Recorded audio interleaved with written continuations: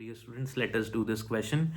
Question कह रहा है a straight conductor carrying current I splits into two parts as shown in the figure. The radius of the circular loop is R. The total magnetic field at the center P of the loop is. तो हमारे पास ना एक loop दिया हुआ है और उसमें current जा रहा है, राइट? और हमको इसमें P पॉइंट पे लूप के सेंटर में मैग्नेटिक फील्ड फाइंड करनी है. बहुत इंपॉर्टेंट क्वेश्चन है, ध्यान से देखो इसको. तो मैंने यहाँ पे लूप को वापस ड्रॉ कर रखा है. यहाँ पे लूप में यहाँ से करंट जा रहा है और फिर यहाँ से लीव कर रहा है करंट, ठीक है ना. टोटल करंट आई है.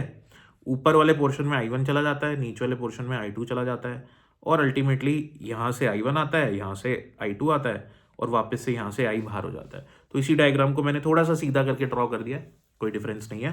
तो यहाँ से I करंट जाता है, ऊपर वाले रूप से I1 जाता है, नीचे वाले से I2 जाता है और वापस से I बाहर आ जाता है, ठीक है. मैं मान लेता हूँ कि जो P पॉइंट है मेरा, ये यहाँ पे सेंटर पे थीटा एंगल सबटेंड कर रहा है. क्लियर होगी बात? तो अब ये वाला जो पोर्शन है ना वायर का और एक ये वाला पोर्शन है वायर का, इन दोनों को अलग अलग मान लेता हूं मैं. पहले वाले पोर्शन को मान लेता हूं पोर्शन नंबर 1, दूसरे को मान लेता हूं पोर्शन नंबर 2. दोनों की वजह से सेंटर में मैग्नेटिक फील्ड निकालूंगा और दोनों का वेक्टर सम कर दूंगा, तो टोटल मैग्नेटिक फील्ड सेंटर पे आ जाएगी. वेक्टर सम क्यों करूंगा? क्योंकि मैग्नेटिक फील्ड एक वेक्टर क्वांटिटी है, right? So let us start the question.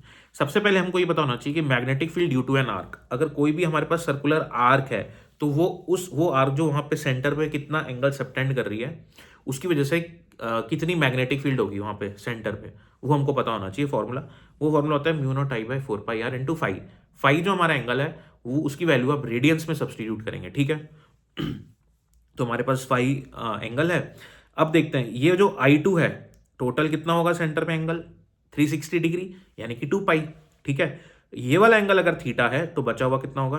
2 पाई यानी कि 360 माइनस थीटा, ये बचा हुआ एंगल होगा. समझ में आ रही है बात? तो क्योंकि मैं B1 के लिए निकाल रहा हूं, करंट यहाँ पे I1 जा रहा है, तो मैग्नेटिक फील्ड कितनी हो जाएगी? Mu naught I1 upon 4πr, radius तो आर गिवन है अपन को, इनटू एंगल रेडियंस के अंदर. तो ये वाला एंगल कितना हो जाएगा मेरा? 2 पाई माइनस थीटा. समझ में आ रही है बात? अब क्योंकि मैग्नेटिक फील्ड एक वेक्टर क्वांटिटी है, तो सेंटर पे इस पोर्शन की वजह से मैग्नेटिक फील्ड की डायरेक्शन क्या होगी निकालने के लिए क्या करेंगे? अपने राइट हैंड की फिंगर्स को करंट की सेंस में कर्ल करेंगे, तो जो थंब है वो मैग्नेटिक फील्ड की डायरेक्शन दे देगा. तो अपने right hand, this is my right hand, ऐसे जैसे मैं बता रहा हूं आपको, आपने भी करना है, तभी आपको आएगा, नहीं तो नहीं आएगा. करो मेरे साथ में. तो अपने राइट हैंड की फिंगर्स को, करंट कैसे, किस सेंस में फ्लो हो रहा है करंट? इसमें करंट फ्लो हो रहा है क्लॉकवाइज सेंस में. तो राइट हैंड की फिंगर्स को क्लॉकवाइज सेंस में कर्ल करो, तो आपका थंब कहां पॉइंट करेगा? इनसाइड द स्क्रीन, ठीक है ना. तो इनसाइड द स्क्रीन आपका थंब पॉइंट करेगा. That means the magnetic field due to first portion is inside the plane of the screen. तो इसलिए मैंने यहाँ पे क्रॉस बना दिया है. आ रही है बात समझ में? तो ये हो जाएगा mu naught I1 upon 4πr into 2 pi minus theta, cross cross minus के कैप भी कह सकता हूँ, क्रॉस भी कह सकता हूँ, डजेंट मैटर, राइट. ऐसे ही मैं B2 सेकेंड वाले पोर्शन की वजह से मैग्नेटिक फील्ड निकालूंगा. उस मैग्नेटिक फील्ड को मैं B2 बोल रहा हूँ. समझ में आ रही है बात? तो सेम फॉर्मूला, ये वाला फॉर्मूला लगाऊंगा मैं यहाँ पे. Mu naught I2 upon 4πr, ये एंगल कितना सबटेंड कर रहा है? थीटा. और इसकी वजह से जो मैग्नेटिक फील्ड हो बाहर की तरफ, कैसे? करंट कैसे जा रहा है? करंट जा रहा है एंटी क्लॉकवाइज, तो फिंगर्स को एंटी क्लॉकवाइज डायरेक्शन में कर्ल करेंगे, थंब हमारा बाहर की तरफ पॉइंट करेगा, तो इसलिए यहाँ पे डॉट आएगा. क्लियर हो गई बात? तो ये हमारे पास B2 आ गया. नेक्स्ट, हमको I1 और I2 पता नहीं है. I1 I2 अपन निकाल लेते हैं फटाफट से. देखो थोड़ा सा यहाँ पे करंट इलेक्ट्रिसिटी का कॉन्सेप्ट भी लग जाएगा. ये वाली वायर और एक ये वाली वायर दोनों पैरेलल में कनेक्टेड है. अब मैं आपको दिखाता हूँ कैसे. ये वायर ऐसे है, ऊपर वाली ऐसे है, नीचे वाली ऐसे है, सर्किट ऐसे. तो मैं इसको ऐसे, इसका भी कुछ रेजिस्टेंस होगा, इसका भी कुछ रेजिस्टेंस होगा, तो मैं इसको ऐसे ड्रॉ नहीं कर सकता क्या? ऐसे भी ड्रॉ कर सकता हूँ, कोई फर्क नहीं पड़ा. ऊपर वाली वायर की लेंथ आपको दिख रही है ना ज्यादा है, तो दैट मीन्स ऊपर वाली वायर का रेजिस्टेंस भी ज्यादा होने वाला है. नीचे वाले वाइसे वर्सा, नीचे वाले वायर का रेजिस्टेंस कम होने वाला है. समझ में आ रही है बात? ठीक है, गुड.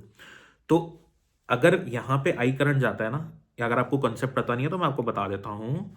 कंसेप्ट ये है कि अगर आई करंट जा रहा है, ऊपर वाला रेजिस्टेंस R1, नीचे वाला रेजिस्टेंस R2 है, ऊपर करंट I1 है, नीचे करंट I2 है, तो करंट कैसे डिवाइड होता है पैरेलल कॉम्बिनेशन में? करंट डिवाइड होता है इनवर्स रेशियो में। जहां पे रेजिस्टेंस ज्यादा होता है वहां पे करंट कम जाता है। So current will be divided into inverse ratio. Inverse ratio कैसे लिखेंगे? अगर मैं यहाँ पे I1 लिख रहा हूं तो यहाँ पे मैं R2 लिखूंगा और नीचे total resistance into total current. ऐसे ही मैं I2 के लिए भी लिखूंगा। I2 के लिए मैंने यहाँ पे लिख रखा है, सेम यही फॉर्मूला लगाऊंगा मैं। I2 के लिए क्या फॉर्मूला बन जाएगा? ऊपर आ जाएगा R1, नीचे आएगा टोटल रेजिस्टेंस और मल्टीप्लाई करेंगे टोटल करंट से, तो ये मेरा I2 आ जाएगा। तो अब इसकी वैल्यू सब्स्टिट्यूट करते हैं अपन। अब पॉइंट ये है कि हमको ना वायर का रेजिस्टेंस गिवन नहीं है, तो मुझे ये पता है कि रेजिस्टेंस लेंथ के प्रोपोर्शनल होता है, क्योंकि जितनी लंबी लेंथ होगी, जितनी लंबी वायर होगी और उतना ही उसका ज्यादा रेजिस्टेंस होगा। और यहाँ पे ये वायर हमको दिख रही है ज्यादा है, तो इसका रेजिस्टेंस किस पे डिपेंड करेगा? इसका रेजिस्टेंस डिपेंड करेगा इसके एंगल पे, क्योंकि हमको पता है angle equals to arc upon radius. अब रेडियस तो कांस्टेंट है, रेडियस तो बदल नहीं रही ना, तो मतलब जितनी ज्यादा आर्क की लेंथ होगी तो आर्क की जो लेंथ है that is proportional to angle. So arc length is proportional to angle. तो मैं L जो ये इस आर्क की लेंथ है इसको थीटा के प्रोपोर्शनल मान लेता हूं। थीटा मतलब जो भी एंगल वो सबटेंड कर रही है वो पोर्शन सेंटर पे। समझ में आई बात? तो अब मैं यहां क्या करता हूं, जहां पे R2 आ रहा है ये वाला, इसका रेजिस्टेंस क्या मान लेता हूं मैं? इसका रेजिस्टेंस मान लेता हूं 2 पाई माइनस थीटा, क्योंकि रेजिस्टेंस एंगल के प्रोपोर्शनल है, लेंथ के भी प्रोपोर्शनल है और एंगल के भी प्रोपोर्शनल है। तो मैं यहां क्या करता हूं, I1 लिखा मैंने, ऊपर R2 लिखना है। R2 मतलब ये वाली वायर कितना एंगल सबटेंड कर रही है, क्योंकि इसका रेजिस्टेंस, इस वायर का रेजिस्टेंस ये जितना एंगल सबटेंड कर रही है उसके प्रोपोर्शनल है। तो इसलिए मैं यहां क्या लिखता हूं, थीटा। थीटा लिख देता हूं यहां पे R2 के करस्पॉन्डिंग।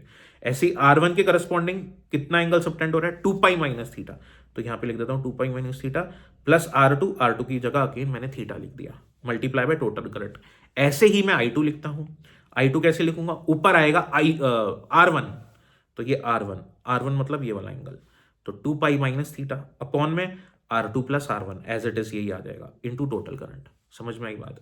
अब I1 I2 की वैल्यू मेरे पास आ चुकी है। ये यहां से minus theta plus theta minus theta plus theta cancel out हो जाएगा। अब जो मेरे पास ये B1 और मेरे पास ये B2 है, इसमें मेरे को I1 I2 की वैल्यू सब्स्टिट्यूट करनी है और देखना आंसर झट से आ जाएगा। तो क्या होगा, mu not upon 4 pi R. ठीक है, I1 की जगह क्या वैल्यू आ जाएगी? ये B1 है, I1 की जगह ये वाली वैल्यू आ जाएगी अपनी, थीटा अपॉन में आ जाएगा 2 पाई इंटू आई।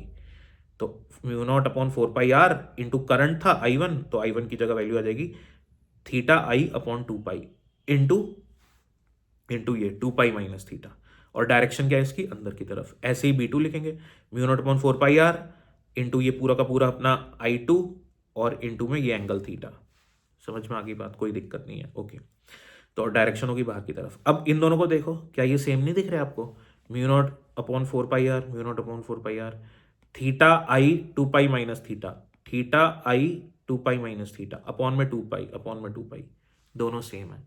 तो एक की डायरेक्शन है अंदर, एक की डायरेक्शन है बाहर, तो नेट मैग्नेटिक फील्ड क्या हो जाएगी? 0 हो जाएगी। तो आपको इसको एज अ जनरल रिजल्ट भी याद रखना है कि अगर आपके पास एक वायर है और वो सर्कुलर वायर है, तो उसमें एक में कुछ करंट जा रहा है, दूसरे में कुछ करंट जा रहा है, सेंटर पे ये दोनों वायर्स कितना भी एंगल सबटेंड करें, कितना भी, हमेशा क्या होने वाला है, जो सेंटर में मैग्नेटिक फील्ड होने वाली है वो हमेशा 0 होने वाली है। आपको इसको एज अ जनरल रिजल्ट भी याद रखना है। लेकिन कंडीशन क्या होनी चाहिए कि करंट एक में इस सेंस में फ्लो हो रहा है, करंट एक में इस सेंस में फ्लो हो रहा है। समझ में आ रही बात? तो उस कंडीशन में हमेशा सेंटर पे जो मैग्नेटिक फील्ड रहेगी आपकी वो 0 रहेगी। क्वेश्चन समझ में आया? लाइक शेयर और सब्सक्राइब करिए। Thank you for watching.